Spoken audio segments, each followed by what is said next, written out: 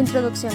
En este proyecto se muestran principalmente los conceptos básicos que presenta el proceso de calentamiento por inducción electromagnética y los métodos y resultados alcanzados por el prototipo desde el punto de vista similar.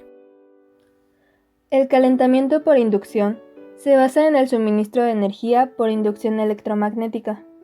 Una corriente alterna de frecuencia alta y media fluye a través de la bobina, lo que genera corrientes parásitas en las piezas, cuya intensidad se puede controlar y ajustar. El calentamiento se produce sin contacto físico. El fenómeno de la inducción electromagnética se basa en tres principios físicos. El primero es la transferencia de energía desde el inductor hasta la masa que se vaya a calentar, esto mediante campos electromagnéticos. El segundo es la transformación de la energía eléctrica en calor debido al efecto Joule, el cual afirma que la cantidad de energía eléctrica depende del cuadrado de la corriente eléctrica, la resistencia de la sustancia que la corriente atraviesa y el tiempo de flujo de la corriente. Y por último, el calor que se transmite en el interior de la masa mediante conducción térmica. El efecto Joule ocurre cuando se da el desprendimiento de calor estimulado por el movimiento de los electrones, o lo que conocemos normalmente como la corriente eléctrica. Para nuestro proyecto, tenemos como objetivo principal demostrar por medio de un prototipo cómo se puede generar calor por medio de la inducción de un campo magnético. Como objetivo secundario tendríamos el poner en práctica el efecto Joule mediante un transformador. Todo esto a base de dos principios, que será la inducción electromagnética y el efecto Joule. Cálculos. Calcula la magnitud de calor que se libera mediante un campo electromagnético generado por un transformador eléctrico, el cual cuenta con una bobina de 300 vueltas. Si en él pasa una corriente de 0.7 A y una diferencia de potencial de 110 V en un tiempo de 5 minutos.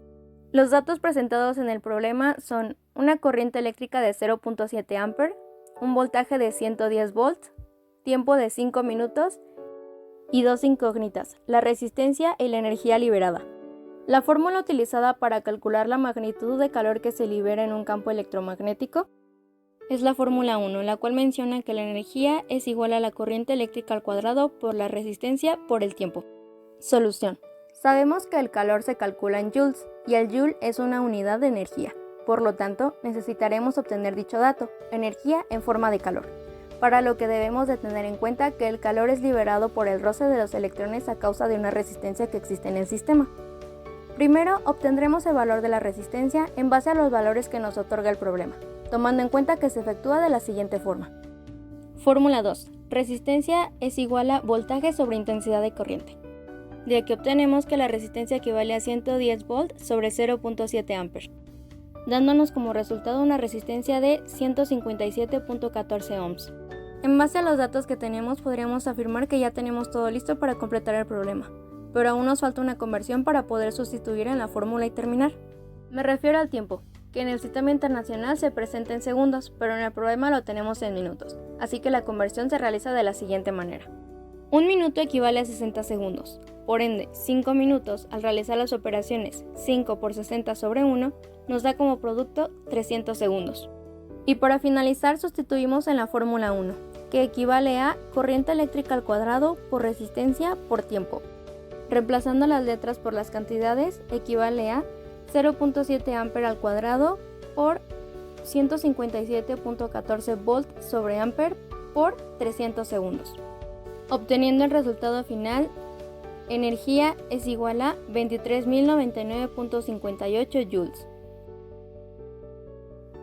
A partir de los cálculos expuestos anteriormente, obtenemos que la energía liberada es de 23.099.58 joules. Esto expresado en calorías nos da un total de 5.52 kilocalorías. Con estos cálculos, podemos afirmar que nuestro prototipo llega a generar casi 200 veces más del calor necesario para hervir agua, por lo cual fue posible derretir el estaño, que es un metal cuyo punto de ebullición es de 231.9 grados centígrados. Nuestro prototipo fue hecho para visualizar y ejemplificar de una manera más clara cómo es que funciona el fenómeno de inducción electromagnética. Se puede observar que se genera una corriente eléctrica en la bobina secundaria, la cual no tiene ningún contacto físico con la bobina primaria por donde entra la fuente de corriente alterna. Gracias a la corriente que se genera en la bobina secundaria, es posible obtener energía térmica, con lo cual fuimos capaces de derretir el estaño. Este principio de inducción se utiliza actualmente en varios dispositivos. Los más comunes son los soldadores y las estufas de inducción.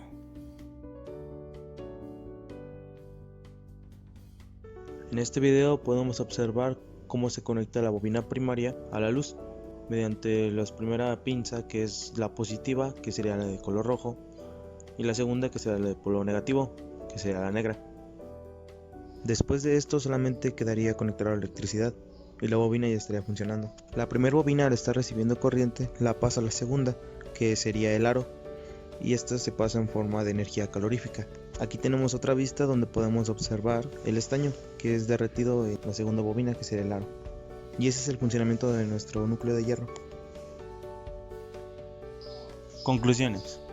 En base a nuestro experimento, que sabemos que consiste en un núcleo de hierro en forma de U, con una bobina primaria de 300 vueltas de alambre de cobre barnizado, que a su vez sabemos que está conectada a una corriente de aproximadamente 110 volts, y en la bobina secundaria tenemos una espira de alambre de cobre de calibre 12, podemos concluir que efectivamente, como dice la ley de Joule, los electrones que pasan a través del material con una resistencia, en este caso la bobina, generan calor aumentando la temperatura.